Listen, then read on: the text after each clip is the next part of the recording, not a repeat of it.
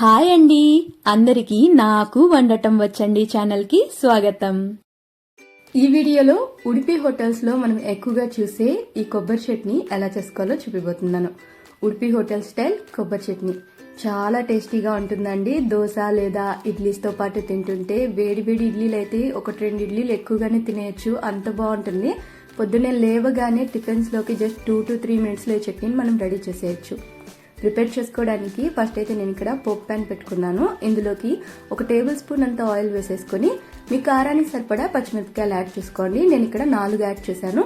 అలాగే కరివేపాకు రెమ్మలు 1. ఇవి జస్ట్ ఆయిల్లో బాగా ఫ్రై అయిపోవాలి. ఈ విధంగా పచ్చిమిర్చి ప్లస్ కరివేపాకు చక్కగా వేగిన తర్వాత దీన్ని ఒక చిన్న బౌల్లోకి షిఫ్ట్ చేసేసుకోండి. ఇప్పుడు ప్యాన్లో ఇలా ఫ్రై చేసుకోగా మిగిలిన ఆయిల్ ఉంటుంది కదా, ఈ ఆయిల్లోనే మనం పోపు పెట్టేసుకున్నాము. ఆవాలు, కొంచెం మినపప్పు, అలాగే జీలకర్ర మూడింటిని కలిపి ఒక 1/2 టేబుల్ స్పూన్ అంత వేసేసుకుని అవి చక్కగా చిట్పట్లాడేంత వరకు వేగనివ్వాలి. ఇవి బాగా వేగిన తర్వాత ఇందులోకి ఒక ఎండుమిర్చిని తుంచి వేసేసుకోండి. అలాగే ఒక రెమ్మ కరివేపాకు యాడ్ చేసుకోవాలి. కరివేపాకు యాడ్ చేసిన వెంటనే స్టవ్ని ఆఫ్ చేసేసి ఇందులోకి ఒక 1/2 టీ స్పూన్ అంతా లేదా 1 లేదా 2 చిటికెళ్ళంతా ఇంగువని యాడ్ చేసుకోవాలి. ఇలా మనం పోపు పెట్టుకున్నాం అనుకోండి, ఈ చట్నీ అనేది ఇంకా టేస్టీగా వస్తుంది. పోపు పెట్టుకోవడంలోనే ఉంటుందండి చట్నీ ప్రిపరేషన్ అంతా కూడా.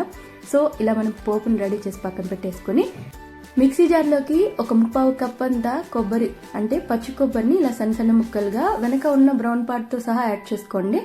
అలాగే ఈ సైజులో చిన్న అల్లం ముక్క, ఒక 2-3 వెల్లుల్లిపాయ రెబ్బలు పొట్టు తీసైనా లేదా పొట్టుతో పాటైనా యాడ్ చేసుకోవచ్చు. ఇప్పుడు ఇందులోకి ఈ చిన్న చింతపండు ముక్క వేసేసుకుని ఒక 1/4 కప్ అంతా పొట్టాల పప్పు యాడ్ చేసుకోవాలి. అలాగే ఒక 2-3 టేబుల్ స్పూన్ల వేయించిన పల్లీలండి. ఇది ఆప్షనల్, మీరు వద్దనుకుంటే స్కిప్ చేసేయచ్చు. ఇప్పుడు మనం ముందుగా వేపి పెట్టుకున్న వాటిని కూడా వేసేసుకొని ఇందులోకి రుచికి సరిపడా ఉప్పు, అలాగే ఒక గుప్పెడు కొత్తిమీరని యాడ్ చేసుకోవాలి. ఇక్కడ నేను తీసుకున్న కప్పు కొలత వచ్చేసి 200 గ్రాములండి. సో ఇలా మనం అన్ని తీసుకున్న తర్వాత ఫస్ట్ వీటిని వాటర్ ఏమి యాడ్ చేయకుండానే గ్రైండ్ చేసుకుని తర్వాత కొంచెం కొంచెం వాటర్ యాడ్ చేసుకుంటే ఈ విధంగా స్మూత్గా చట్నీని మనం గ్రైండ్ చేసుకోవాలి. నార్మల్గా అయితే ఈ కొబ్బరి చట్నీ కాస్త లిక్విడ్గానే ఉంటుంది.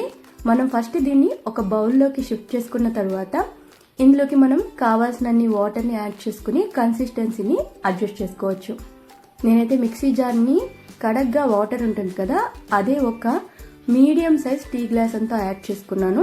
ఇలా యాడ్ చేసి మొత్తం అంతా కలిసిన తర్వాత ఇందులోకి మనం ముందుగా పోపు అయితే ప్రిపేర్ చేసి పెట్టుకున్నాం కదా, ఆ పోపుని యాడ్ చేసుకోవాలి.